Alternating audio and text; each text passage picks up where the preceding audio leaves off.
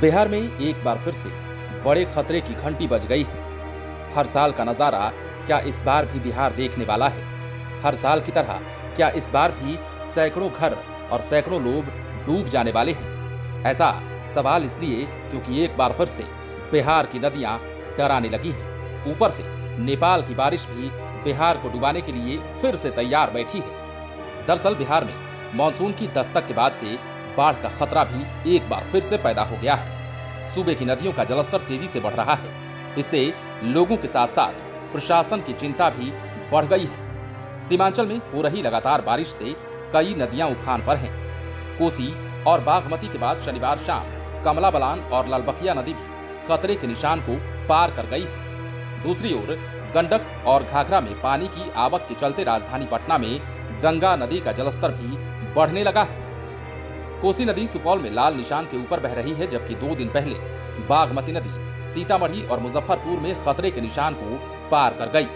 शनिवार देर शाम कमला नदी का जलस्तर मधुबनी के जयनगर में खतरे के निशान से ऊपर पहुंच गया, तो वहीं झंझारपुर रेल ब्रिज के पास इसका पानी लाल निशान से महज 40 सेंटीमीटर ही नीचे है।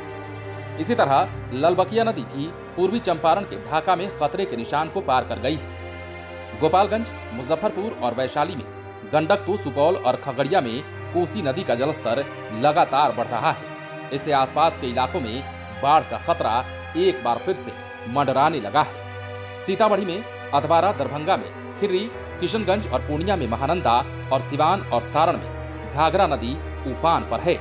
अगले 48 घंटे में इनका जलस्तर और भी बढ़ने की बात कही जा रही है। गंडक और घाघरा में पानी आने से पटना में गंगा नदी का जलस्तर भी बढ़ने लगा है। पटना के दीघा घाट, गांधी घाट और हाथीदह में गंगा नदी का पानी लगातार बढ़ रहा है, जबकि पटना से ऊपर इलाहाबाद, वाराणसी और बक्सर और पटना से आगे मुंगेर और भागलपुर में गंगा का जलस्तर काफी नीचे है। ऐसे में एक बार फिर से बिहार में कहीं वही तस्वीर तो नजर नहीं आने वाली है। इसे सोचकर और इसे समझने के बाद प्रशासन की नींद अभी से उड़ गई है। आपने हर साल वो तस्वीर देखी है जो बिहार से आती है, और हर साल की तस्वीर कुछ ना कुछ सबक दे जाती है। ये सबक कि बिहार में अगले साल भी क्या ऐसा होगा, और ये सबक कि बिहार में अगले साल से ऐसा नहीं होने दिया जाएगा। ये दोनों बातें अलग अलग इसलिए हैं क्योंकि कुछ सोच पब्लिक की होती है तो कुछ वायदे प्रशासन और सरकार के होते हैं। सरकार हर साल बाढ़ आने के बाद वायदे तो करती है, लेकिन प्रकृति की मार के आगे सब कुछ बेबस नजर आता है, और यही कारण है कि एक बार फिर से बिहार डूबने के कगार पर है। हालांकि अभी शुरुआती बरसात में ही नदियों का जलस्तर ऐसे बढ़ रहा है जैसे काफी तेजी से हर चीज को डुबा ले जाएगी।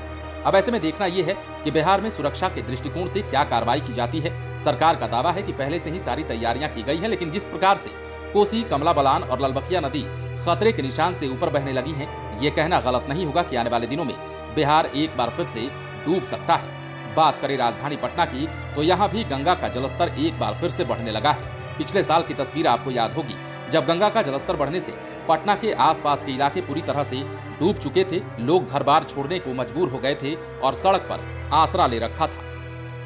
बने रहें लाइव सिटीज के साथ। यदि आपने इस चैनल को सब्सक्राइब नहीं किया है तो सब्सक्राइब कर लीजिए, ताकि हम आपको खबरों से अपडेट रख सकें।